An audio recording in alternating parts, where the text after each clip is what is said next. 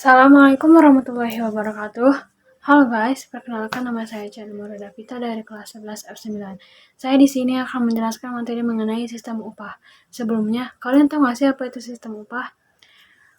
Sistem upah adalah suatu imbalan dari pemberi kerja kepada kerja atas pekerjaan yang telah dilakukan. Setiap pekerjaan upah mempunyai hak menerima upah sesuai dengan kesepakatan dan penyampaian beban kerja. Pengertian upah. Berdasarkan Undang-Undang Nomor 13 Tahun 2003 tentang Ketenagakerjaan, upah didefinisikan sebagai hak pekerja atau buruh dalam bentuk uang sebagai yang pengusaha atau pemberi kerja kepada pekerja atau buruh yang ditetapkan dan dibayarkan menurut perjanjian kerja, kesempatan, atau peraturan undang-undang termasuk tunjangan bagi pekerja atau buruh dan keluarga atas suatu pekerjaan dan atau jasa yang telah akan dilakukan. Yang kedua, teori upah. Ada beberapa teori upah. Yang pertama ada teori upah alami. Teori ini dikemukakan oleh tokoh ekonomi klasik David Ricardo. Ia menyatakan bahwa upah dibagi menjadi dua, yaitu upah alami dan upah pasar. Upah alami adalah upah yang hanya cukup untuk memenuhi kebutuhan. Adapun upah pasar adalah upah yang terjadi karena adanya tarik-menarik antara permintaan dan penawaran. Yang kedua ada teori upah besi. Teori ini dikemukakan oleh Ferdinand Lassalle. Ia mengusulkan bahwa pengusaha berada pada posisi yang kuat dan ingin memaksimalkan keuntungan yang didapat. Sedangkan buruh berada pada posisi yang lemah. Posisi yang seperti ini membuat buruh harus pasrah dan menerima upah pada tingkat terendah. Itulah sebabnya teori ini disebut sebagai teori besi. Yang ketiga ada Dewan Pengupahan. Berdasarkan keputusan Presiden Republik Indonesia Nomor 107 Tahun 2004 tentang Dewan Pengupahan. Dewan Pengupahan adalah suatu lembaga non-struktural yang bersifat tripartit.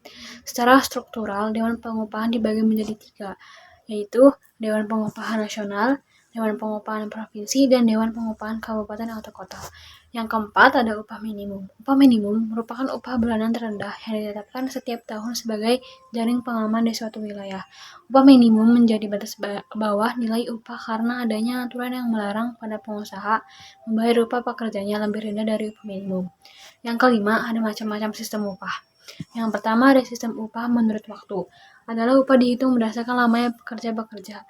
Satuan waktu dapat ditentukan jam, per hari, per minggu, atau per bulan. Yang kedua ada sistem borongan. Adalah upah dihitung berdasarkan kesepakatan bersama untuk menyelesaikan suatu proyek tertentu atau pemberian upah menurut balas jasa suatu pekerjaan yang dipaketkan atau diborongkan. Yang ketiga ada sistem upah satuan. Adalah upah dihitung berdasarkan banyaknya barang yang dihasilkan.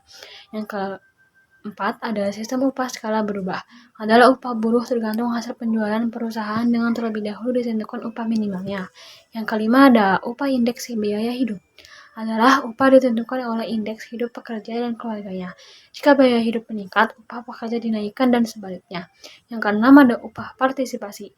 Adalah pekerja yang mendapat upah tertentu dari bagian laba.